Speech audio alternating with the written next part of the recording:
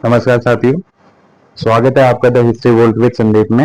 साथियों, last video में हमने साइमन कमीशन और नेहरू रिपोर्ट के बारे में पढ़ा था और हमने जाना था कि किस तरीके से पूरे भारत में साइमन कमीशन का पुरजोर तरीके से विरोध होता है। और उसके बाद में जब भारत सचिव लॉर्ड ब्रिकनहेड भारतीयों को ये चैलेंज देता है कि भाई आप एक ऐसा संविधान बना के दिखाइए जो हिंदुस्तान के सभी लोगों को मान्य हो, तब उस चैलेंज को भारतीय राष्ट्रीय नेता एक्सेप्ट करते हैं और फिर भारत के लिए एक भावी संविधान तैयार किया जाता है।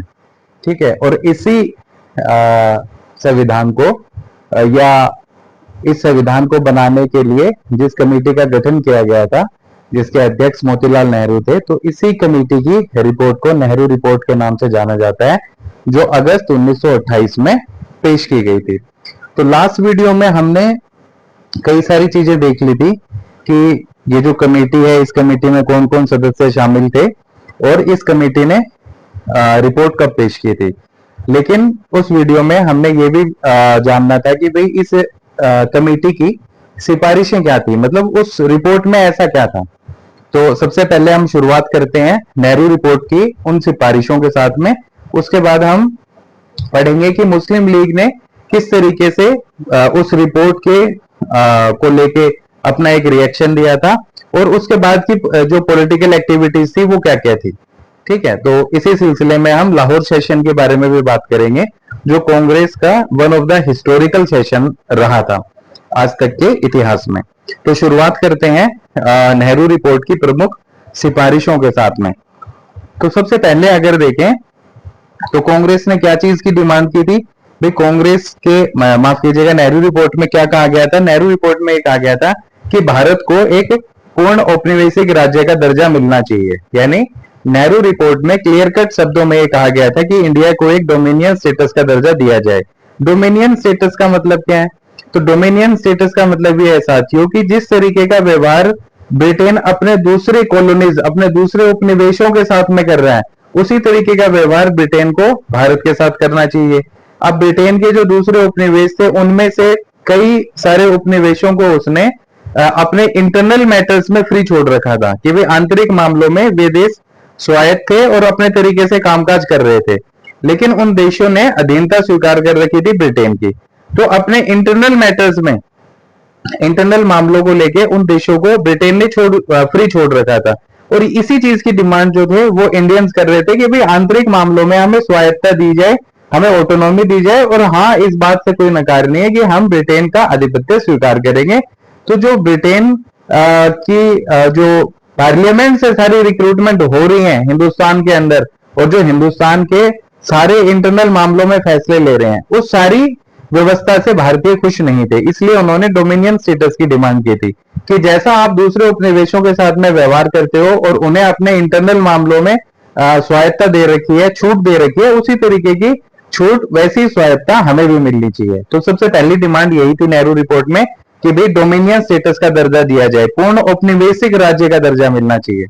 ठीक है, दूसरी चीज क्या थी? 1909 का जो मार्लिमेंटो रिफॉर्म्स आया था, उसमें क्या चीज किया था? अंग्रेजों ने गहरी चाल चली थी। उन्होंने हिंदू और मुस्लिम समुदाय के बीच में फूट के बीज बोने के लिए मुस्लिम समुदाय के लिए पृथक निर्वाचन प्रणाली की व्यवस्था को लागू कर दिया था। तो ये 1909 के पार्लियामेंट्री रिफॉर्म्स में आया था कि मुस्लिम संप्रदाय के लिए पृथक निर्वाचन की व्यवस्था की गई।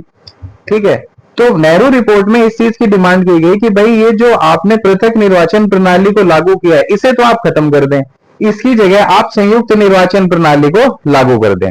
ठीक है, तो संयुक्त निर्वाचन प्रणाली लागू हो जाए, हम यही चाहते हैं। तो दूसरी डिमांड यही थी कि जो सांप्रदायिक निर्वाचन प्रणाली है, जिसे 1909 के पार्लियामेंटो रिफॉर्म्स के तहत लागू किया गया था, उसको खत्म किया जाए और क्या हो, संयुक्त निर्वाचन प्रणाली की व्यवस्था की जाए। और जो जिन इलाकों में मुस्लिम अल्पसंख्यक हैं, माइनॉरिटीज में है, वहां पे क्या करेंगे कि भाई उस समुदाय के लिए सीट्स जो है वो रिजर्व कर दी जाएगी। और जिन इलाकों में मुस्लिम बहुसंख्यक है, वहां पे एक तरीके से आम चुनाव जैसे होता आता है हर एक प्रोविंस में, वैसा चुनाव होगा। तो इस तरीके की डिमांड थी नेहरू रिपोर्ट में, जिसे जिसमें कहा गया कि भाई संयुक्त निर्वाचन प्रणाली की व्यवस्था लागू हो और सांप्रदायिक निर्वाचन प्रणाली की व्यवस्था खत्म होनी चाहिए। इसके बाद तीसरी बात नेहरू रिपोर्ट में यह की गई कि जो प्रोविंसेस हैं, जो प्रांत हैं, आज के दौर की बात करें तो राज्य है, उस समय प्रांत कहा जाता था। तो प्रांतों का गठन कैसे हो, तो भाषाई आधार पर प्रांतों का गठन होना चाहिए। तो प्रांतों का गठन भाषाई आधार पर हो, यह भी एक प्रमुख सिफारिश थी नेहरू रिपोर्ट की। इसके अलावा इस रिपोर्ट में पहली बार फंडामेंटल राइट्स की बात की गई थी।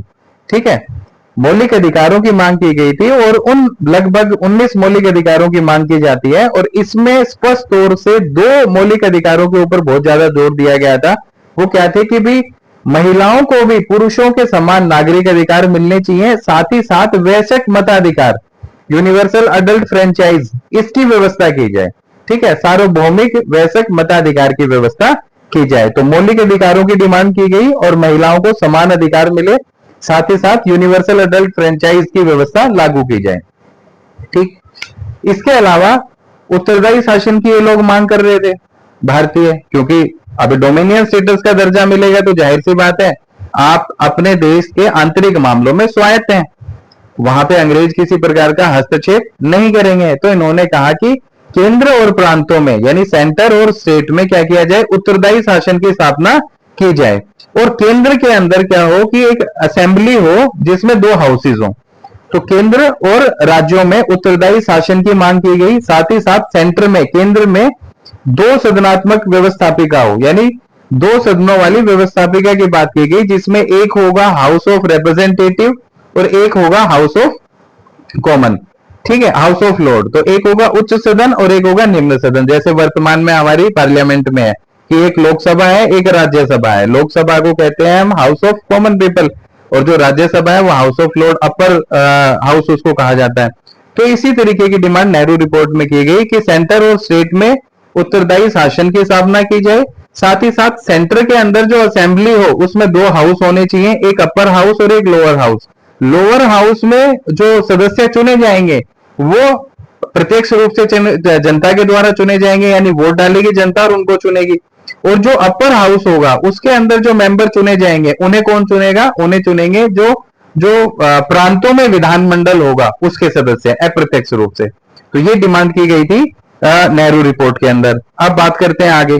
नेहरू रिपोर्ट में यह कहा गया कि भाई एक सेकुलर स्टेट की स्थापना की जाए, धर्मनिरपेक्ष राज्य की स्थापना करनी है जिसमें सारे के सारे धर्मों को बराबर समझा जाए, किसी भी एक धर्म को बढ़ावा ना दिया जाए, यानी राज्य की नजर में सारे के सारे धर्म क्या होंगे, बराबर होंगे और राज्य सभी धर्मों के लिए समान रूप से कार्य करेगा।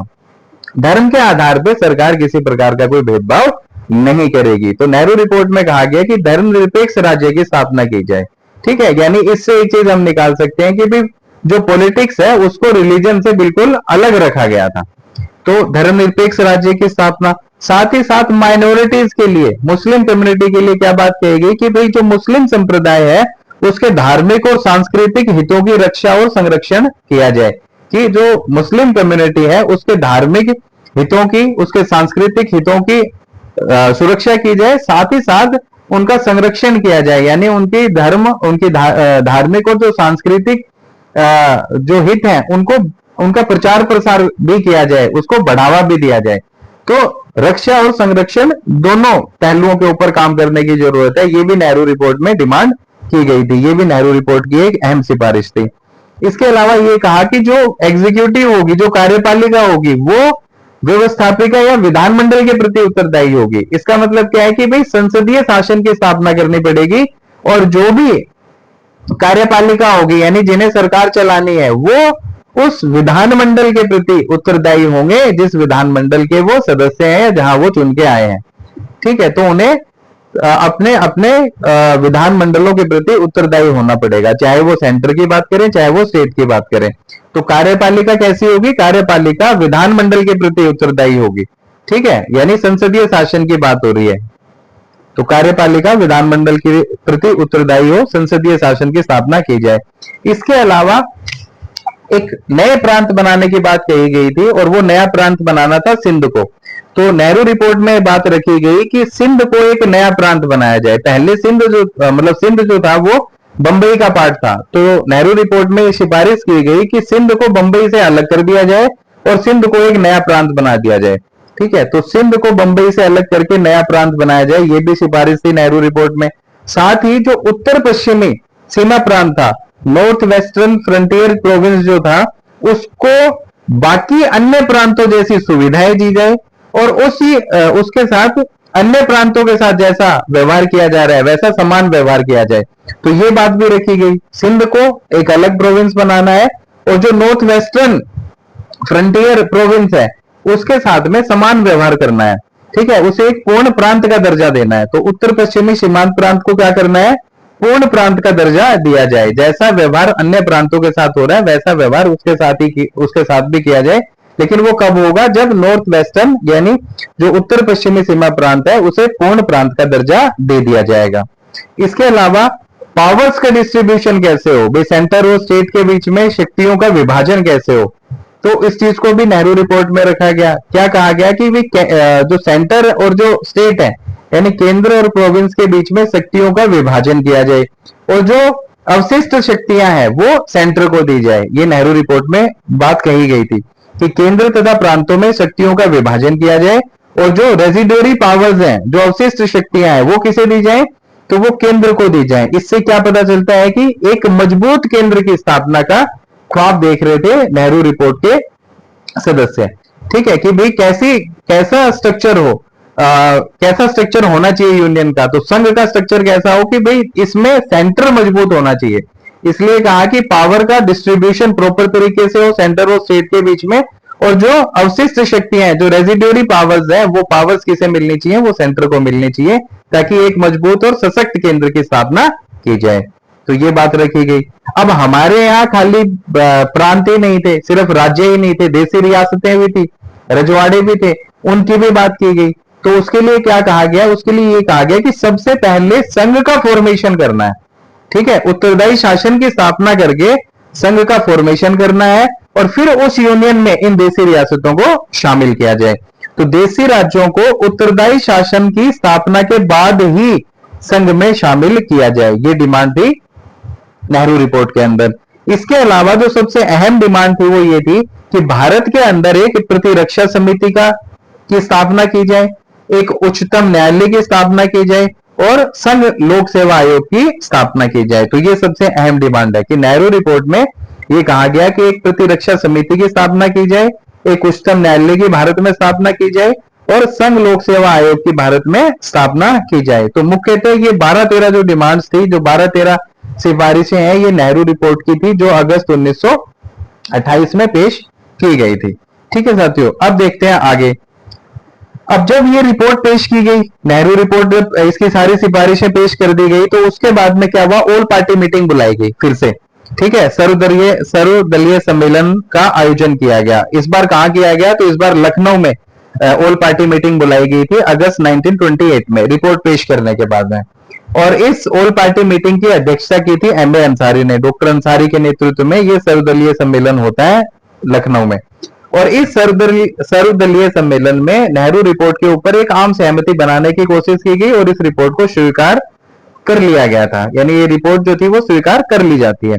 लेकिन इसी समय क्या होता है कि जो युवा राष्ट्रीय नेता थे, जैसे कि जवाहरलाल नेहरू, सुभाष चंद्र बोस और सत्यमूर्ति, ये लोग एक बात से इत्तेफाक नहीं रखते थे। वो एक बात क्या थी कि नेहरू रिपोर्ट में जिस डोमिनियन स्टेटस की बात की गई थी कि भारत को जो है एक पूर्ण औपनिवेशिक राज्य का दर्जा दिया जाए, तो ये तीनों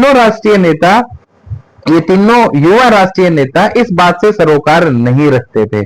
ये लोग नहीं चाहते थे कि भारत को एक डोमिनियन स्टेटस का दर्जा दिया जाए। तो ये लोग क्या चाह रहे थे, ये चाह रहे थे कि भी कांग्रेस का एक ही लक्ष्य होना चाहिए और वो लक्ष्य हो पूर्ण स्वराज का लक्ष्य है। तो इस बात को लेके इन्होंने नेहरू रिपोर्ट का विरोध किया था। इस सवाल को तमाम एग्जाम्स में पूछा गया है साथियों कि नेहरू रिपोर्ट का विरोध किन राष्ट्रीय नेताओं ने किया था या किन युवा राष्ट्रीय नेताओं ने किया था। तो हमें याद रखना है कि नेहरू रिपोर्ट का विरोध जवाहरलाल नेहरू, सुभाष चंद्र बोस और सत्यमूर्ति ने किया था। और क्यों किया था कि ये लोग नहीं चाहते थे कि भारत को डोमिनियन स्टेटस का दर्जा दिया जाए। तो भाई ये क्या चाहते थे, ये चाहते थे कि भारत को एक पूर्ण स्वराज का दर्जा मिलना चाहिए और कांग्रेस का लक्ष्य भी पूर्ण स्वराज होना चाहिए। तो इस बात को लेके जवाहरलाल नेहरू, सुभाष चंद्र बोस, ये सारे जो युवा नेता हैं ये नेहरू रिपोर्ट का विरोध करते हैं। ठीक है, तो 1928 अगस्त लखनऊ के अंदर ऑल पार्टी मीटिंग बुलाई गई। इस सम्मेलन की अध्यक्षता करते हैं डॉक्टर अंसारी और इसमें आम सहमति बनाने की कोशिश की जाती है और नेहरू रिपोर्ट को एक्सेप्ट कर लिया जाता है। पर जो युवा राष्ट्रीय नेता है जवाहरलाल नेहरू, सुभाष चंद्र बोस, इन्होंने क्या किया, नेहरू रिपोर्ट का विरोध किया। क्यों? क्योंकि ये चाहते थे कि कांग्रेस का एक ही लक्ष्य हो, पूर्ण स्वराज। डोमिनियन स्टेटस कांग्रेस का लक्ष्य नहीं होना चाहिए। तो ये बात जवाहरलाल नेहरू, सुभाष चंद्र बोस और सत्यमूर्ति जैसे युवा राष्ट्रीय नेताओं ने की थी। ठीक है, उसके बाद सुभाष चंद्र बोस और जवाहरलाल नेहरू जो कि कांग्रेस की इस विचारधारा से अभी नाराज थे, तो इन्होंने 1928 में ही एक अलग संगठन की स्थापना की थी और वो संगठन था भारतीय स्वतंत्रता लीग। तो इन दोनों नेताओं ने 1928 में भारतीय स्वतंत्रता लीग का गठन किया था और इसका अध्यक्ष बनाया था साथियों एस श्रीनिवास को। एस श्रीनिवास इसके अध्यक्ष थे। इस सवाल को बहुत सारे एग्जाम्स में पूछा गया है कि भारतीय स्वतंत्रता लीग की स्थापना कब की गई, भारतीय स्वतंत्रता लीग की स्थापना किसने की थी, भारतीय स्वतंत्रता लीग का पहला अध्यक्ष किसे बनाया गया था। तो याद रखेंगे, नेहरू रिपोर्ट के विरोध में भारतीय स्वतंत्रता लीग का गठन किया गया था। 1928 में इसका गठन किया गया था। गठन करने वाले थे जवाहरलाल नेहरू और सुभाष चंद्र बोस और इसके पहले अध्यक्ष थे एस श्रीनिवास। ठीक है, कुल मिलाके इन सारे मतभेदों के बावजूद बीच बचाव करते हुए गांधी जी ने जब बीच बचाव किया और लोगों को समझाने की कोशिश की, बाकी जो राष्ट्रीय नेता है उन्हें समझाने की कोशिश की, उसके बावजूद 1928 में जो कांग्रेस का कलकत्ता अधिवेशन हुआ था, उस अधिवेशन में नेहरू रिपोर्ट को अंतिम रूप से स्वीकार कर लिया गया। तो ये सवाल भी पूछा गया है कि नेहरू रिपोर्ट को कांग्रेस के किस अधिवेशन में अंतिम रूप से स्वीकार कर लिया गया था।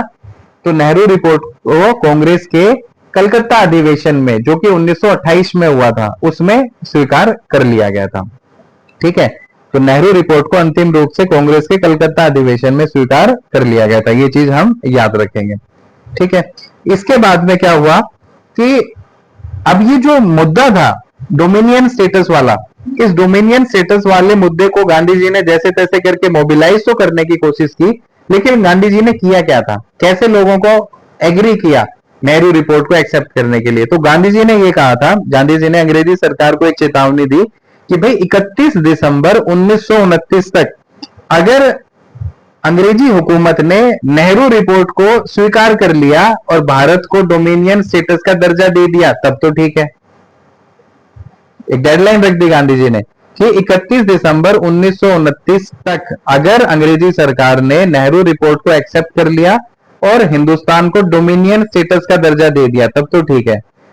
लेकिन अगर अंग्रेजी सरकार ऐसा नहीं करती है और भारत को डोमिनियन स्टेटस का दर्जा नहीं देती है, तो फिर क्या होगा, तो फिर कांग्रेस पूर्ण स्वराज्य से कम किसी भी प्रस्ताव पर सहमत नहीं होगी। तो गांधी जी ने क्या किया, जो लोग डोमिनियन स्टेटस चाहते थे उनकी बात का भी समर्थन दे दिया और जो युवा राष्ट्रीय नेता पूर्ण स्वराज्य को कांग्रेस का लक्ष्य बनाना चाह रहे थे, उन लोगों का भी समर्थन हासिल कर लिया। क्या किया, एक डेडलाइन कर दी कि भाई 31 दिसंबर 1929 तक अगर अंग्रेजी सरकार ने नेहरू रिपोर्ट को स्वीकार करके भारत को डोमिनियन स्टेटस का दर्जा दे दिया, तब तो ठीक है। अगर वो 31 दिसंबर 1929 तक डोमिनियन स्टेटस का दर्जा नहीं देती है, तो कांग्रेस का एक ही लक्ष्य होगा और वो लक्ष्य होगा पूर्ण स्वराज्य। इसके बाद, इस तारीख के बाद में कांग्रेस पूर्ण स्वराज के प्रस्ताव पर ही सहमत होगी। इससे कम किसी भी मुद्दे के ऊपर बातचीत हम नहीं करने वाले हैं। तो गांधी जी का ये तरीका था कि कैसे न कैसे करके लोगों को अपने साथ जोड़े रखना है। ठीक है, तो ये बात थी 31 दिसंबर 1929 की, जिसमें ये बात कही गई। ठीक है, अब बढ़ते हैं आगे कि भाई मुस्लिम लीग की प्रतिक्रिया क्या थी, मुस्लिम लीग का क्या मानना था इस रिपोर्ट को लेकर। तो मुस्लिम लीग की अगर बात करें तो दिसंबर 1928 में क्या होता है, नेहरू रिपोर्ट की समीक्षा करने के लिए कलकत्ता में, लखनऊ के बाद में कलकत्ता में नेहरू रिपोर्ट की समीक्षा करने के लिए एक ऑल पार्टी मीटिंग बुलाई जाती है। दिसंबर 1928 में नेहरू रिपोर्ट की समीक्षा करनी है, उसको रिव्यू करना है, इसलिए क्या किया गया, कलकत्ता में एक ऑल पार्टी मीटिंग बुलाई गई थी। जब ये ऑल पार्टी मीटिंग बुलाई गई और नेहरू रिपोर्ट के ऊपर चर्चा की गई, तो मोहम्मद अली जिन्ना ने अपनी तरफ से 3 संशोधन पेश किए। उन्होंने कहा कि भाई ये बदलाव नेहरू रिपोर्ट में होने चाहिए और 3 बदलाव नेहरू रिपोर्ट में होने चाहिए और उसकी जगह ये 3 बातें डाली जानी चाहिए, क्योंकि रिव्यू कर रहे थे। ठीक है, वो 3 बातें क्या थी मोहम्मद अली जिन्ना की? पहली बात तो उन्होंने ये कहा कि जो केंद्रीय विधानमंडल है उसमें 1/3 सीटें मुसलमानों के लिए आरक्षित हों। ठीक है, जो सेंट्रल लेजिस्लेटिव असेंबली होगी उसकी 1/3 सीट्स रिजर्व्ड होनी चाहिए मुस्लिम कम्युनिटी के लिए। ये पहली बात थी सेंटर को लेके।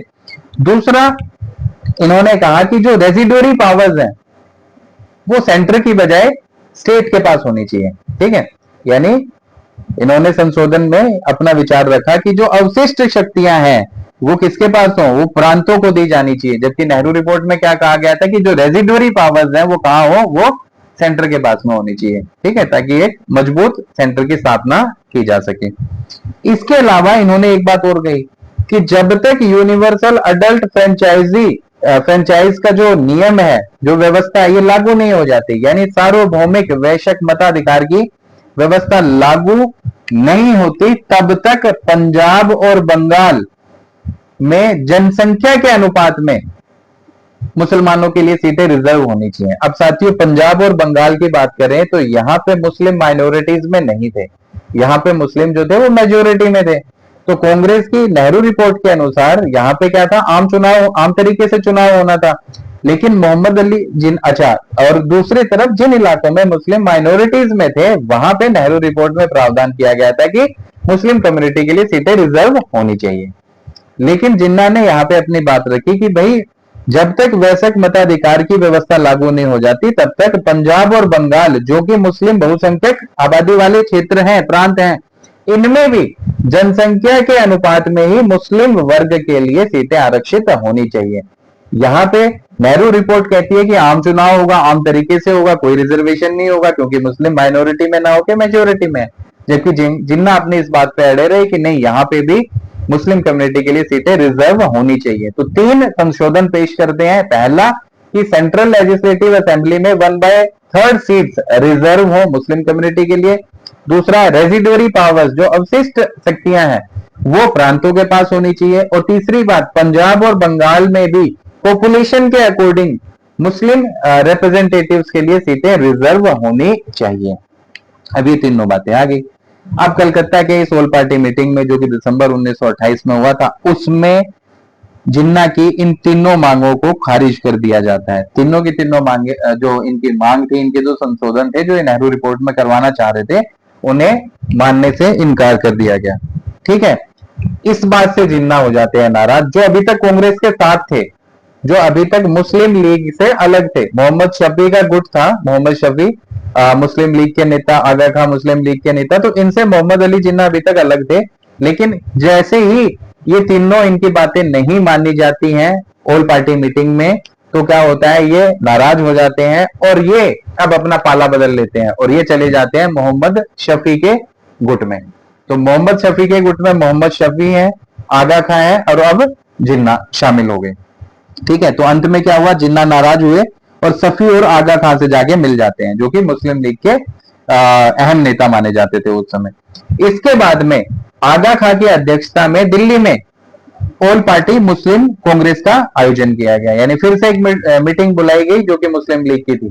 ठीक है ना, ऑल पार्टी मुस्लिम कांग्रेस सम्मेलन बुलाया गया दिल्ली में, और इसकी अध्यक्षता की थी आगा खान ने। और इसमें सबसे बड़ा फैसला लिया गया साथियों, वो फैसला क्या था कि अब कांग्रेस पार्टी के साथ किसी भी प्रकार का सहयोग नहीं किया जाएगा, कांग्रेस पार्टी के साथ किसी भी प्रकार का समझौता नहीं किया जाएगा। तो 1916 में जो लखनऊ पैक्ट होता है, लखनऊ समझौता होता है, जिसे कांग्रेस और लीग समझौते के नाम से भी जानते हैं, मुख्यतः ये कांग्रेस का अधिवेशन था लखनऊ में। इस अधिवेशन में कांग्रेस और मुस्लिम लीग साथ आते हैं। ठीक है, खिलाफत के टाइम भी एकजुट से हिंदू मुस्लिम एकता देखने को मिलती है, लेकिन असहयोग आंदोलन की वापसी के बाद और साथ ही खिलाफत आंदोलन जब खत्म हो जाता है तो हिंदू मुस्लिम जो एकता थी उसमें धीरे धीरे दरार पड़नी शुरू हो जाती है। लेकिन यहां से आने के बाद में रास्ते बिल्कुल अलग होना शुरू हो जाते हैं। तो क्या हुआ कि आगा खां की अध्यक्षता में दिल्ली में ऑल पार्टी मुस्लिम कांग्रेस का आयोजन किया गया और इसमें फैसला लिया गया कि अब कांग्रेस के साथ किसी भी प्रकार का सहयोग नहीं किया जाएगा। उसके बाद मार्च में जो मोहम्मद अली जिन्ना है वो अपनी 14 मांगे अंग्रेजी सरकार के सामने रख देते हैं। तो ये था नेहरू रिपोर्ट और नेहरू रिपोर्ट के ऊपर मुस्लिम लीग का रिएक्शन। अब हम बात करने वाले हैं कांग्रेस के लाहौर अधिवेशन की। कांग्रेस का लाहौर अधिवेशन अपने आप में ऐतिहासिक महत्व वाला अधिवेशन था, ठीक है। और इसका अध्यक्ष किसे बनाया गया? तो इसका अध्यक्ष बनाया गया था साथियों जवाहरलाल नेहरू को, ठीक। ये वही जवाहरलाल नेहरू हैं जिन्होंने सुभाष चंद्र बोस के साथ मिलकर नेहरू रिपोर्ट का विरोध किया था और ये कहा था कि भाई हमें डोमिनियन स्टेटस का दर्जा नहीं चाहिए। तो भैया क्या चाहिए आपको? हमें पूर्ण स्वराज्य का दर्जा चाहिए। कांग्रेस का लक्ष्य पूर्ण स्वराज्य होना चाहिए। तो 1929 कांग्रेस का अधिवेशन होता है दिसंबर में लाहौर के अंदर, ठीक है। तो इसी को हम शुरू करने वाले हैं कि भाई इस अधिवेशन में ऐसा क्या होता है। तो 31 दिसंबर 1929 को कांग्रेस के लाहौर अधिवेशन का आयोजन किया गया। याद रखना 31 दिसंबर 1929 ये वही डेट है जो गांधी जी ने डेडलाइन रखी थी। क्या रखा था कि अगर 31 दिसंबर 1929 तक अंग्रेजी सरकार नेहरू रिपोर्ट को स्वीकार करके भारत को डोमिनियन स्टेटस का दर्जा नहीं दे पाती है तो कांग्रेस पूर्ण स्वराज्य से कम किसी भी बात पे सहमत नहीं होगी, है ना। तो अब क्या बात होगी? अब वो वही डेट है 31 दिसंबर 1929। अंग्रेजी सरकार ने नेहरू रिपोर्ट को माना ही नहीं, तो अब कांग्रेस का स्टैंड बदल जाएगा। जो गांधी जी ने कहा था कि इसके बाद में स्टैंड क्या होगा कि हमारा एक ही लक्ष्य होगा, पूर्ण स्वराज, ठीक। तो लाहौर अधिवेशन का बहुत इंपॉर्टेंट टॉपिक है, बहुत सवाल पूछे गए हैं। लाहौर अधिवेशन का आयोजन कब किया गया? 31 दिसंबर 1929। लाहौर अधिवेशन का आयोजन किस नदी के किनारे किया गया? तो रावी नदी के किनारे। तो स्थान क्या था? लाहौर और रावी नदी के किनारे कांग्रेस के लाहौर अधिवेशन का आयोजन किया गया था 31 दिसंबर 1929। छोटे से सवाल है, इस सवाल को पूछा गया है कि कांग्रेस का लाहौर अधिवेशन किस नदी के किनारे हुआ था? जवाहरलाल नेहरू ने किस नदी के किनारे तिरंगा झंडा फहराया था, ठीक है। तो याद रखने वाली चीजें हैं, बड़े इजी सवाल है, याद रखेंगे हम। और एक ये कि कांग्रेस के लाहौर अधिवेशन की अध्यक्षता किसने की थी? तो कांग्रेस के लाहौर अधिवेशन की अध्यक्षता जवाहरलाल नेहरू ने की थी। तो 31 दिसंबर 1929 को रावी नदी के किनारे लाहौर में जवाहरलाल नेहरू की अध्यक्षता में कांग्रेस के लाहौर अधिवेशन का आयोजन किया गया था। और इस अधिवेशन में क्या क्या महत्वपूर्ण फैसले लिए गए? तो सबसे पहली चीज, डोमिनियन स्टेटस की डिमांड को खारिज कर दिया गया। दूसरी बात, नेहरू रिपोर्ट को खारिज कर दिया गया, रद्द कर दिया गया, ठीक है ना।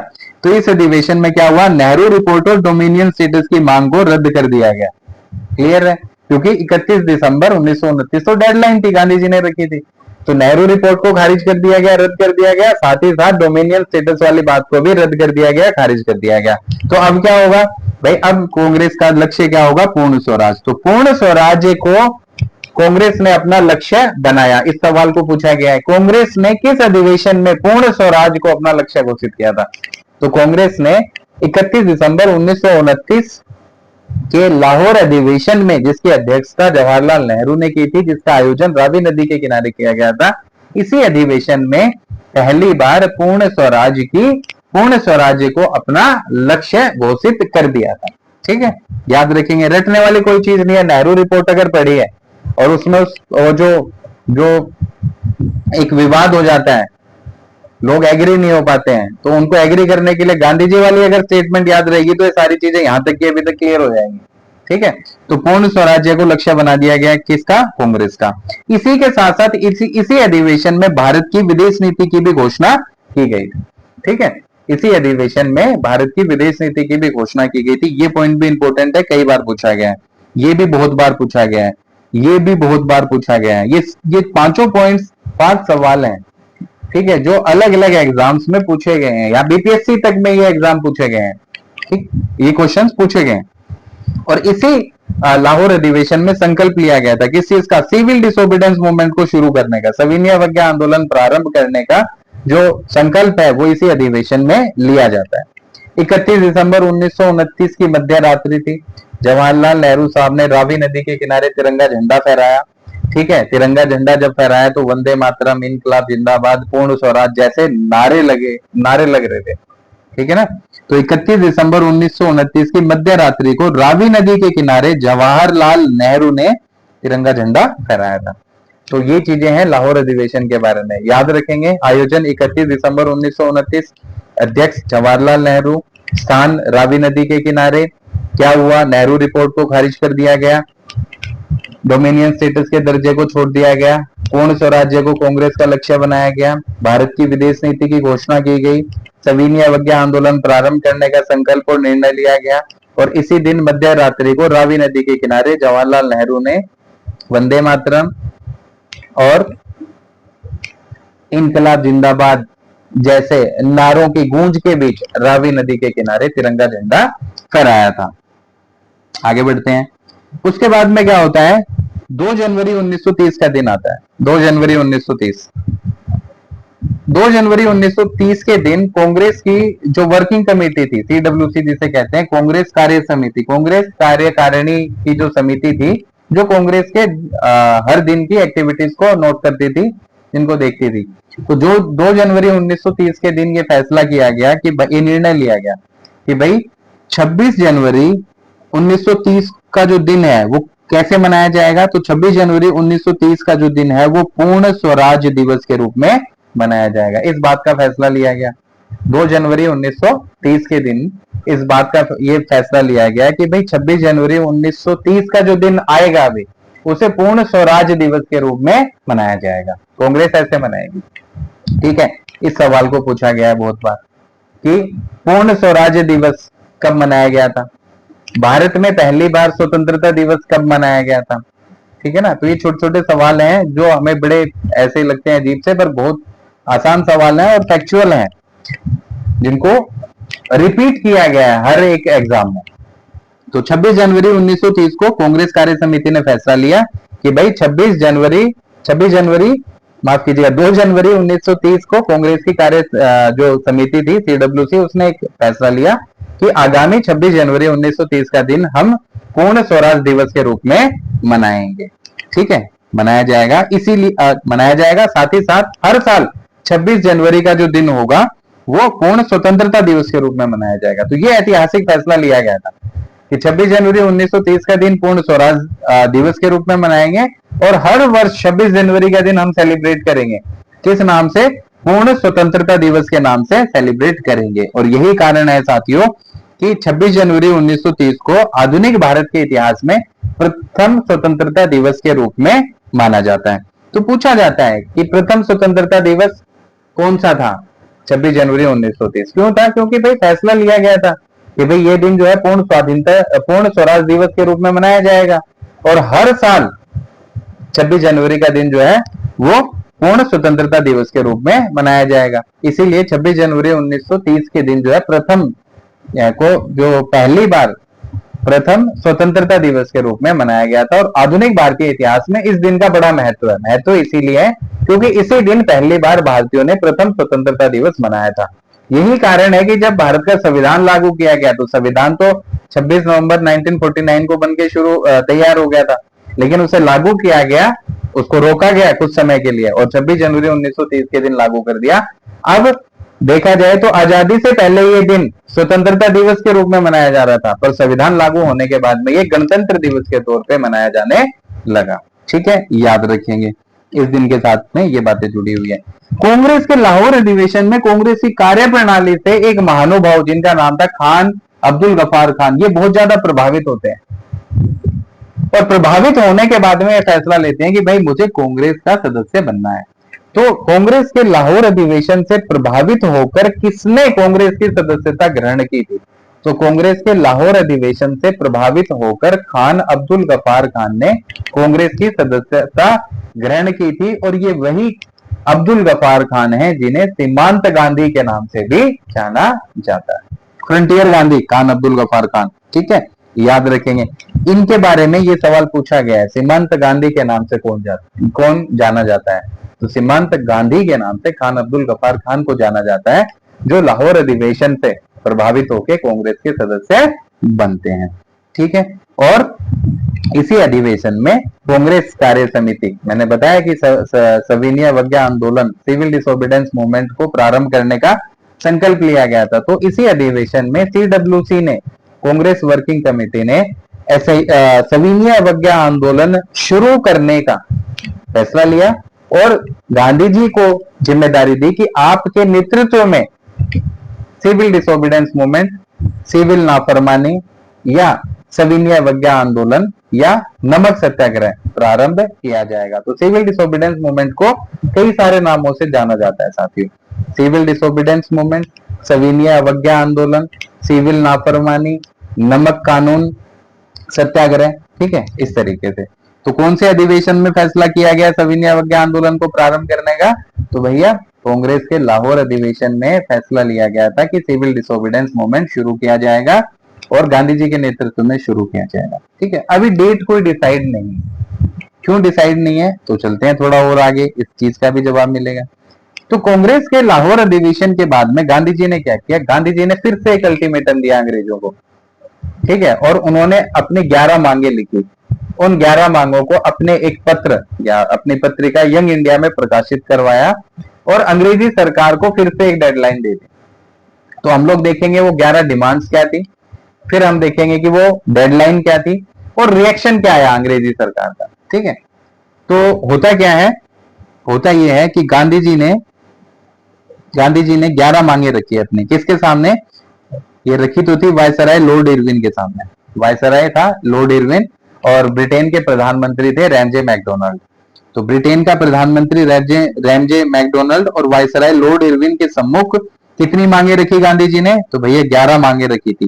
किसने रखी? गांधी जी ने। किसके सामने रखी? तो भारत के वायसराय लॉर्ड इरविन और ब्रिटेन के प्रधानमंत्री रैमजे मैकडोनाल्ड के सामने। इन मांगों को किस पत्रिका में प्रकाशित करवाया गया? तो इन मांगों को गांधी जी ने अपने यंग इंडिया पत्रिका में प्रकाशित करवाया था। सवाल पूछा गया है साथियों, याद रखेंगे, ठीक है। अब देखते हैं गांधी जी की 11 मांगे क्या है, कौन कौन सी मांगे थी। तो सबसे पहली मांग ये थी साथियों कि गांधी जी ने ये कहा कि भैया 50% जो है आप बजट कम करो। किस चीज का 50%? किस वे में करना है, किस चीज के लिए करना है? तो उन्होंने कहा कि जो रक्षा का बजट है, ठीक है, उसको 50% कम कर दो। साथ ही साथ जो सिविल सेवा के खर्चे हैं उनको 50% कम कर दो। तो पहली चीज यही थी, गांधी जी ये कहते थे भैया खर्चे कम करो। तो पहली डिमांड क्या थी कि सेना के व्यय में, ठीक है, यानी जो डिफेंस एक्सपेंडिचर है और साथ ही साथ जो सिविल सेवा के खर्चे हैं उसको कितना कम करना चाहिए, उसमें 50% की कटौती की जाए। ये मेरी पहली डिमांड है, ये गांधी जी की, माफ कीजिएगा, पहली डिमांड थी कि सिविल सेवा के खर्चे में और सैनिक खर्चे में 50% की कटौती की जाए, ठीक है। दूसरा, गांधी जी नशे के खिलाफ थे। गांधी जी पूर्ण रूप से नशे के खिलाफ थे, तो उन्होंने कहा कि शराबबंदी हो जानी चाहिए पूर्ण रूप से, ठीक है ना। तो पूर्ण शराबबंदी को लागू किया जाए, ये दूसरी डिमांड थी। तीसरी गांधी जी की डिमांड थी कि जो डाक आरक्षण बिल है उसे पास कर दिया जाए, डाक आरक्षण बिल को पास कर दिया जाए, ठीक है। चौथी डिमांड ये थी कि जिन राजनीतिक बंदियों के ऊपर हत्या का मामला नहीं है, ऐसे राजनीतिक कैदियों को रिहा कर देना चाहिए। तो राजनीतिक बंदियों की रिहाई की जाए, ये गांधी जी की डिमांड थी। तो क्या थी? पहली 4 अगर हम देखें कि भाई सेना के व्यय में कमी की जाए, साथ ही साथ सिविल सेवा के खर्चों में 50% की कटौती की जाए, पूर्ण शराबबंदी लागू कर दी जाए, डाक आरक्षण बिल को पास कर दिया जाए और राजनीतिक बंदियों की रिहाई कर दी जाए। इसके अलावा सीआईडी को दुरुस्त करने की बात की कि जो गुप्तचर विभाग है, आपराधिक गुप्तचर विभाग है, उसमें भी सुधार किया जाना चाहिए, क्योंकि अंग्रेज इसका दुरुपयोग करते थे। कैसे करते थे? भारतीयों के खिलाफ जो भारतीय राष्ट्रीय नेता थे, जो उस समय अंग्रेजों का सिरदर्द बने हुए थे, तो उनकी क्या थी, चोरी छुपे उनकी जासूसी करवाई जाती थी और फिर उनको कहीं भी धर लिया जाता था। तो गांधी जी ने यही कहा कि भाई ये जो आपराधिक गुप्तचर विभाग आपने शुरू कर रखा है, इसमें सुधार किया जाए। इसके अलावा आर्म्स एक्ट ले आए थे अंग्रेज और उसमें बात क्लियर थी कि भाई भारतीयों को जो है किसी भी प्रकार का हथियार नहीं रखना है। इस चीज के लिए अंग्रेजी सरकार लाइसेंस नहीं देती थी। तो गांधी जी ने ये कहा कि ये जो आर्म्स एक्ट है, सशस्त्र अधिनियम, इसमें संशोधन करो, इसमें सुधार करो, बदलाव करो, और भारतीयों को भी हक है हथियार रखने का। भारतीयों को अपनी आत्मरक्षा में हथियार रखने का हक है। तो भाई इसके लिए अंग्रेजी सरकार भारतीयों को भी लाइसेंस प्रदान करे ताकि वो भी अपने पास आत्म सुरक्षा के लिए, आत्मरक्षा के लिए हथियार रख पाए। तो ये गांधी जी की डिमांड थी कि हथियार कानून में सुधार किया जाए ताकि भारतीय भी आत्मरक्षा के लिए हथियार रख पाए, उनके पास भी लाइसेंस हो, भारतीयों को भी लाइसेंस मिलना चाहिए। ठीक है, तो ये कुल मिला के 6 उनकी मांगे हमारे सामने हैं। 6 मांगे कौन कौन सी हैं? तो सेना के खर्चे में कटौती करनी है, सिविल सेवा के खर्चे में कटौती करनी है, पूर्ण शराबबंदी को लागू करना है, डाक आरक्षण बिल को पास करना है, और राजनीतिक बंदियों की रिहाई करनी है, राजनीतिक कैदियों की रिहाई करनी है, आपराधिक गुप्तचर विभाग जो है उसमें सुधार करने की जरूरत है, और भारतीयों को भी हथियार रखने के लिए लाइसेंस दिया जाना चाहिए, इसलिए हथियार कानून में सुधार करने की जरूरत और गुंजाइश है। ठीक है, इसके अलावा क्या हुआ? इसके अलावा 7वीं डिमांड ये थी कि भाई जो रुपया और स्टर्लिंग का विनिमय जो एक्सचेंज है उसको कम करके कितना कर दिया जाए? 1 सीलिंग 4 पेंस कर दिया जाए, रुपया और स्टर्लिंग। ठीक है ना, जैसे आज हम रुपए और डॉलर की बात करते हैं तो एक डॉलर में बहुत सारे रुपए होते हैं ना, लगभग 80-85 रुपए के आसपास होते हैं। तो इसी तरीके से स्टर्लिंग और रुपए का केस था। तो उन्होंने कहा कि भाई रुपए और स्टर्लिंग का जो एक्सचेंज है इसके रेशो को कम किया जाए, और कितना कर दिया जाए? तो उन्होंने कहा कि भाई 1 सीलिंग 4 पेंस कर दिया जाए। तो ये भी उनकी डिमांड थी। साथ ही साथ गांधी जी ने कहा कि जो भारतीय कपड़ा उद्योग है उसको संरक्षण प्रदान किया जाए, ये भी गांधी जी की डिमांड थी। और उन्होंने कहा कि जो भारतीय समुद्र तट है वो सिर्फ और सिर्फ भारतीयों के लिए आरक्षित होना चाहिए, भारतीय समुद्री तट जो है, क्योंकि समुद्र के किनारे भारतीय क्या कर रहे हैं? नमक बनाने का काम कर रहे हैं। जहाजरानी जो है, बंदरगाह वाला जो पूरा का पूरा कार्य प्रणाली है, इसमें ये भी भारतीयों के लिए खोल दिया जाए। तो ये गांधी जी की डिमांड थी कि जो भारतीय समुद्र है वो किसके लिए हो? तो भारतीय समुद्र तट सिर्फ भारतीयों के लिए आरक्षित किया जाए। ठीक है ना, साथ ही जो लैंड रेवेन्यू है, भूमि कर, उसमें 50% की कटौती की जाए, और नमक कर को खत्म किया जाए। और अभी तक क्या था साथियों कि जो नमक बनाने का अधिकार था वो भारतीयों को नहीं था। नमक बनाने का सारा काम जो था वो अंग्रेजी सरकार के आधिपत्य में होता था, अंग्रेजी सरकार का एकाधिकार था, और अंग्रेजी सरकार जितना चाहे नमक का मूल्य रख सकते थे। ठीक है ना, तो भारतीय जब समुद्र तट के किनारे जाके नमक बनाते थे तो उन्हें जेल में डाल दिया जाता था, उन्हें कोड़े बरसाए जाते थे, उन्हें दंडित किया जाता था। तो गांधी जी ने यह भी कहा कि भाई पहली बात तो नमक कर को खत्म किया जाए। नमक एक सार्वजनिक घरेलू उपयोग की वस्तु है और हर कोई इस्तेमाल करता है, चाहे अमीर हो या गरीब, तो इसके ऊपर टैक्स लेने का कोई मतलब नहीं बनता। तो ये डिमांड की। साथ ही साथ कहा कि भाई अंग्रेजी नमक बनाए, ये व्यवस्था खत्म होनी चाहिए, भारतीयों को भी ये हक मिलना चाहिए कि वो भी अपने जीवन यापन के लिए, जीवन निर्वाह के लिए नमक बना सके। तो ये डिमांड थी कि नमक कर को खत्म किया जाए, साथ ही साथ नमक पर जो सरकारी एकाधिकार है, जो अंग्रेजों का एकाधिकार है, मोनोपोली है, उसे भी खत्म किया जाए। तो ये 11 डिमांड्स थी गांधी जी की। लाहौर अधिवेशन के बाद में गांधी जी ने अपनी 11 डिमांड्स रखी लॉर्ड इरविन के लिए और ब्रिटेन के प्रधानमंत्री रैमजे मैकडोनल्ड के लिए। ठीक है, और डेडलाइन दी थी। डेडलाइन क्या दी? अच्छा, इन 11 मांगों को मैंने बताया कहां पे लिखा गया, तो गांधी जी ने इन 11 मांगों को अपने पत्र यंग इंडिया में प्रकाशित करवाया था, और अंग्रेजी सरकार को डेडलाइन दी थी साथियों 31 जनवरी 1930 की, कि अंग्रेजी सरकार अगर 31 जनवरी 1930 तक मेरी इन यानी महात्मा गांधी जी की इन 11 मांगों को मान लेती है तब तो ठीक है, अगर नहीं मानती है तो हम फिर बहुत बड़ा कुछ करने वाले हैं, फिर हमसे जो है सहयोग की उम्मीद ना की जाए। होता क्या है, जो अभी तक होता है, अंग्रेजी सरकार के कान पे जू तक नहीं रहेंगी। लॉर्ड इरविन ने जो है इन 11 मांगों की तरफ कोई ध्यान ही नहीं दिया, तो गांधी जी को बड़ा गुस्सा आया और गांधी जी ने एक बात कही लॉर्ड इरविन के लिए। वो क्या कही कि जब इन मांगों को इरविन ने माना नहीं तो गांधी जी ने इरविन को लिखा कि भाई मैंने तो रोटी मांगी थी और मुझे मिला क्या? मुझे पत्थर मिला। तो लॉर्ड इरविन साहब अब इंतजार की घड़ियां समाप्त हो गई हैं, अब बहुत कुछ बड़ा होने वाला है।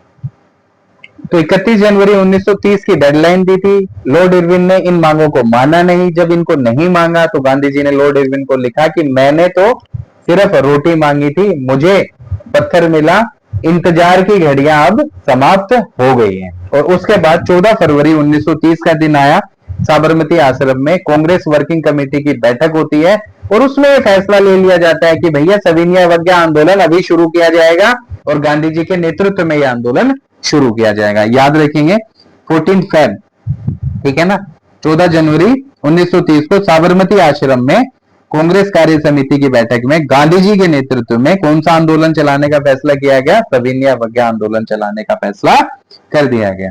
ठीक है, और इसके बाद गांधी जी ने सविनय अवज्ञा आंदोलन को लेकर अपनी रूपरेखा, अपनी जो प्लानिंग है वो साफ कर दी और इसकी शुरुआत की उन्होंने दांडी यात्रा से। तो अभी हम पढ़ने वाले हैं दांडी मार्च को, साल्ट मार्च के नाम से जाना जाता है। तो दांडी यात्रा, दांडी मार्च में क्या होता है उसी चीज को देखते हैं। दांडी मार्च नमक यात्रा भी के नाम से भी जाना जाता है। ठीक है, दांडी सत्याग्रह के नाम से भी इसे जाना जाता है और दांडी मार्च भी इसे कहा जाता है। तो 12 मार्च 1930 का दिन याद रखने वाली चीज है। 12 मार्च 1930 के दिन क्या हुआ? ये यात्रा शुरू हो जाती है। कौन सी? दांडी यात्रा या दांडी मार्च। गांधी जी ने 12 मार्च 1930 को दांडी यात्रा को प्रारंभ कर दिया था। जब गांधी जी ने ये यात्रा शुरू की तो सवाल उठता है, भाई ये यात्रा कहां से शुरू की? तो गांधी जी ने ये यात्रा अहमदाबाद के अपने साबरमती आश्रम से शुरू की थी। ठीक है ना, गांधी जी ने 12 मार्च 1930 को अहमदाबाद के साबरमती आश्रम से दांडी यात्रा को प्रारंभ कर दिया था। जब इस यात्रा को उन्होंने शुरू किया तो उस समय इनके साथ में इनके 78 अनुयायी थे। सवाल है, पूछा गया है, 12 मार्च 1930 भी पूछा गया है। ठीक है, कहां से दांडी यात्रा को प्रारंभ किया गया, ये सवाल भी पूछा गया है, साबरमती आश्रम अहमदाबाद। और जब गांधी जी ने दांडी यात्रा शुरू की तो उनके साथ कुल कितने सदस्य थे? तो भैया याद रखना है कि उनके साथ में 78 और सदस्य थे और गांधी जी को मिला दें तो 79 मेंबर हो जाते हैं। ठीक है ना, तो 78 अनुयायियों के साथ गांधी जी ने दांडी यात्रा को शुरू किया था। और इन 78 अनुयायियों की बात करें तो सबसे ज्यादा जो अनुयायी थे वो थे गुजरात से। ठीक है, और अमेरिका के एक पत्रकार थे जिनका नाम था वेब मिलर। वेब मिलर भी गांधी जी के साथ दांडी यात्रा में सहयोगी के तौर पे थे। उन्होंने भी इसमें पार्टिसिपेट किया था, पूरे दांडी यात्रा को ये कवर कर रहे थे। तो अमेरिकी पत्रकार वेब मिलर, नाम याद रखना है, बहुत पूछा गया है इसको भी। ठीक है ना, सबसे अधिक अनुयायी गुजरात से थे और अमेरिकी पत्रकार वेब मिलर भी इस यात्रा में शामिल थे। बात करें राजस्थान से तो राजस्थान से 3 सदस्यों ने भाग लिया था। एक थे सुल्तान सिंह, एक थे मदन मोहन चतुर्वेदी और एक थे नारायण दत्त। तो राजस्थान से भाग लेने वाले कौन कौन थे? राजस्थान से नारायण दत्त शामिल हुए थे दांडी यात्रा में, मदन मोहन चतुर्वेदी शामिल हुए थे दांडी यात्रा में और सुल्तान सिंह शामिल हुए थे। तो दांडी यात्रा में राजस्थान से भाग लेने वाले 3 मेंबर थे, मदन मोहन चतुर्वेदी, सुल्तान सिंह और नारायण दत्त। अमेरिका के जो पत्रकार थे उनका नाम था वेब मिलर, जो दांडी यात्रा में शामिल होते हैं। और गुजरात से सबसे अधिक अनुयायी शामिल होते हैं। जब ये यात्रा शुरू की गई थी तो वो दिन था 12 मार्च 1930 का। यात्रा अहमदाबाद के साबरमती आश्रम से शुरू होती है और 78 अनुयायियों ने प्रारंभ में इसमें भाग लिया था। जैसे जैसे ये यात्रा आगे बढ़ती गई, लोगों की संख्या लगातार बढ़ती गई और 78 अनुयायियों से शुरू की गई ये यात्रा कब लाखों की संख्या में बदल गई, इसका किसी ने अनुमान भी नहीं लगाया था। सही में तो जब ये यात्रा शुरू हुई थी तो किसी ने ये भी नहीं सोचा था कि लाखों समर्थक गांधी जी के साथ इस यात्रा में शामिल होंगे। अंग्रेजी सरकार ने ज्यादा ध्यान नहीं दिया था। ठीक है ना, लेकिन अपने आप में ये यात्रा बड़ी महत्वपूर्ण रही। आगे देखते हैं। तो जब ये दांडी यात्रा शुरू की गई थी तो इस समय इसका आदर्श वाक्य था, अंत तक लड़ो। ठीक है ना, अंत तक लड़ो के आदर्श वाक्य के साथ में दांडी यात्रा को प्रारंभ किया गया था। कुल मिला के गंतव्य स्थान मतलब पहुंचना कहा था, तो पहुंचना था साथियों गुजरात के समुद्र तट के किनारे क्षेत्र है, जगह है दांडी, जो कि वर्तमान में गुजरात के नवसारी जिला में पड़ता है। तो नवसारी जिला के दांडी तट पे पहुंचना था और वहां पहुंच के गांधी जी को अपने हाथ से नमक बनाना था और नमक बना के नमक कानून का उल्लंघन करना था और इसी के साथ सिविल डिसोबीडियंस मूवमेंट शुरू हो जाना था। ठीक है, तो यात्रा साबरमती आश्रम से शुरू होकर गुजरात के समुद्र तट दांडी तक जानी थी, जो कि गुजरात के नवसारी जिला में पड़ता है। तो यहां तक पहुंचने में कितना समय लगा? तो यहां तक पहुंचने में साथियों 24 दिन का समय लगता है। 24 दिन में ये यात्रा पूरी होती है। यहां तक कितना फासला तय करना पड़ा? तो 240 मील का फासला तय किया गया, जिसको किलोमीटर में बात करें तो 385 किलोमीटर। ठीक है, तो अहमदाबाद के साबरमती आश्रम से गुजरात के समुद्र तट दांडी तक पहुंचने के लिए 24 दिन का समय लगा। सत्याग्रहियों ने 240 मील की इसमें यात्रा की थी, और किलोमीटर में बात करें तो 385 किलोमीटर की कुल यात्रा थी। ठीक है ना। अब होगा क्या, कब पहुंचेंगे, तो शुरुआत 12 मार्च को हुई। 5 अप्रैल 1930 के दिन ये दांडी पहुंच जाते हैं, और अगले दिन 6 अप्रैल 1930 को गांधी जी ने कर दिया वहां पे चमत्कार। क्या किया कि उल्लंघन कर दिया, किस चीज का, नमक कानून का। उसी चीज को पढ़ते हैं। 24 दिन में 240 मील यानी 385 किलोमीटर की यात्रा के बाद गांधी जी गुजरात के समुद्र तट पर स्थित कौन सी जगह, दांडी, कहां पे है, नवसारी जिला, दांडी नामक स्थान पर पहुंच गए। और 6 अप्रैल 1930 के दिन एक मुट्ठी में नमक उठाया और सांकेतिक रूप से नमक कानून को तोड़ दिया। और इसी के साथ ही क्या शुरू हुआ, सविनय अवज्ञा आंदोलन शुरू हो जाता है। जैसे ही गांधी जी ने 6 अप्रैल 1930 के दिन हाथ में नमक उठाया, सांकेतिक रूप से नमक कानून का उल्लंघन किया, इसी के साथ पूरे हिंदुस्तान में नमक सत्याग्रह या सिविल डिसोबीडेंस मूवमेंट या सविनय अवज्ञा आंदोलन या फिर सिविल नाफरमानी आंदोलन शुरू हो जाता है। ठीक है। और इस आंदोलन की अगर हम बात करें साथियों, तो क्या होता है, माफ कीजिएगा, ये जो यात्रा गांधी जी ने की थी, इस यात्रा की अगर हम बात करें तो इस यात्रा की तुलना सुभाष चंद्र बोस करते हैं। किसके साथ करते हैं, सुभाष चंद्र बोस। तो इस यात्रा की तुलना सुभाष चंद्र बोस ने दो बड़े सेना नायकों की यात्रा के साथ में तुलना की थी। एक थे नेपोलियन, नेपोलियन ने एल्बा से पेरिस तक अभियान किया था, और दूसरा था इटली का मुसोलिनी, जिसने रोम मार्च किया था। ठीक है। तो सुभाष चंद्र बोस ने गांधी जी की इस दांडी यात्रा की तुलना की थी नेपोलियन और मुसोलिनी की यात्राओं के साथ में। ठीक है। और नेपोलियन ने की थी एल्बा से लेके पेरिस तक यात्रा या अभियान, मार्च, और मुसोलिनी जो कि इटली का था, उसने रोम मार्च किया था। तो सुभाष चंद्र बोस ने गांधी जी की दांडी यात्रा की तुलना नेपोलियन की एल्बा से पेरिस तक जो यात्रा या अभियान था उससे तुलना की। सवाल पूछा गया किसने दांडी यात्रा की तुलना नेपोलियन के एल्बा से पेरिस मार्च तक की थी, तो ये वही इंसान है जिन्होंने नेहरू रिपोर्ट का विरोध किया था, और जिनका नाम है नेताजी सुभाष चंद्र बोस। तो इन्हीं नेताजी सुभाष चंद्र बोस ने महात्मा गांधी की दांडी यात्रा की तुलना नेपोलियन की यात्रा के साथ में की थी, या नेपोलियन के अभियान के साथ में की थी। और नेपोलियन का अभियान था एल्बा से पेरिस तक। और इन्हीं सुभाष चंद्र बोस ने, इन्हीं नेताजी ने गांधी जी की दांडी यात्रा की तुलना मुसोलिनी के रोम मार्च के साथ में की थी। ये मैंने इसलिए लिखा है क्योंकि ये सवाल पूछे गए हैं, तो आप भी याद रखेंगे। तो साथियों, आज के लिए इतना ही। इस वीडियो में हमने मोटे तौर पे नेहरू रिपोर्ट को पूरा डिटेल में पढ़ लिया है। नेहरू रिपोर्ट के बाद में मुस्लिम लीग का क्या रिएक्शन आया उसको पढ़ लिया, और किस तरीके से जिन्ना कांग्रेस से अलग होके अब मुस्लिम लीग के साथ शामिल हो जाते हैं, और फिर फैसला हो जाता है कि अब हम कांग्रेस को सपोर्ट नहीं करने वाले हैं, और अलग से वो अपनी 14 डिमांड्स अंग्रेजी सरकार को लिख के भेज देते हैं, है ना। उसके बाद हमने जाना था कि इसके बाद होता क्या है। तो हुआ इसके बाद में कि भाई दो ऐसे राष्ट्रीय युवा नेता हैं जिन्होंने नेहरू रिपोर्ट का विरोध किया, जिनका नाम था जवाहरलाल नेहरू और सुभाष चंद्र बोस, साथ में सत्यमूर्ति भी। क्यों? क्योंकि डोमिनियन स्टेटस का दर्जा नहीं चाहते थे, ये पूर्ण स्वराज्य ही चाहते थे। इसलिए इन्होंने भारतीय स्वतंत्रता लीग की स्थापना की 1928 में, जिसका अध्यक्ष बनाया था एस श्रीनिवास को। और उसके बाद में कांग्रेस का होता है ऐतिहासिक अधिवेशन, जिसे लाहौर अधिवेशन के नाम से जाना जाता है, जो 1929 31 दिसंबर को होता है। अध्यक्ष जवाहरलाल नेहरू होते हैं, रावी नदी के किनारे ये होता है। और इसमें क्या हुआ कि भाई इसमें कई सारे महत्वपूर्ण काम किए गए। इसी में डिसाइड किया गया कि सिविल डिसोबीडेंस मूवमेंट शुरू होगा। इसी में पूर्ण स्वराज को कांग्रेस का लक्ष्य बना दिया गया। इसी में नेहरू रिपोर्ट को खारिज कर दिया गया। इसी में डोमिनियन स्टेटस के दर्जे को खारिज कर दिया गया, यानी ये जो डिमांड्स थी। और इसी में भारत की विदेश नीति की घोषणा कर दी गई थी। इसी में ही मध्य रात्रि को जवाहरलाल नेहरू ने तिरंगा झंडा फहराया, इनकलाब जिंदाबाद के नारे लगाए गए, वंदे मातरम के नारे लगाए गए। ठीक है ना।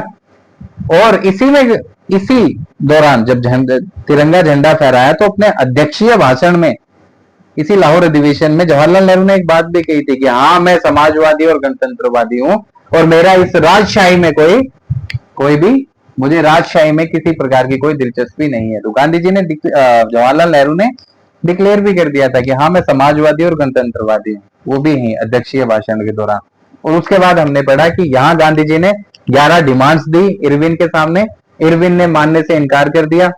माना ही नहीं, डेडलाइन थी कौन सी, 31 दिसंबर 1929, है ना। तो जब उस चीज को नहीं माना गया तो उसके बाद में क्या होता है, नहीं, लाहौर अधिवेशन के बाद में गांधी जी ने अपनी डिमांड्स दी अंग्रेजों के सामने 11, जब उनको नहीं माना गया तो फिर क्या हुआ कि 14 फरवरी 1930 के दिन इस बात का फैसला हो गया कि सिविल डिसोबीडियंस मूवमेंट शुरू किया जाएगा गांधी जी के नेतृत्व में, और 12 मार्च 1930 को ये साल्ट मार्च शुरू हो जाता है। ठीक है, 6 अप्रैल 1930 को गांधी जी नमक सत्याग्रह शुरू कर देते हैं। तो ये सारी कहानी अभी तक है। नेक्स्ट वीडियो में हम डिटेल में सिविल डिसोबीडियंस मूवमेंट को और देखने वाले हैं। ठीक है, तो आज के लिए इतना ही। यहां तक पहुंचने के लिए आपको पहले की 5 वीडियोस को देखना पड़ेगा साथियों, जो हमारे channel the history vault with Sandeep पे ऑलरेडी अपलोडेड है। तो आप वीडियोस को देखिए, लाइक कीजिए, कमेंट्स कीजिए, अपने दूसरे साथियों के साथ भी शेयर कीजिए। आप कमेंट्स कर सकते हैं फीडबैक के लिए भी, ताकि हमें भी समझ में आए कि और क्या बदलाव करना है। ठीक है, तो जल्द ही मिलते हैं नेक्स्ट वीडियो के साथ में। आज के लिए इतना ही, धन्यवाद, थैंक यू।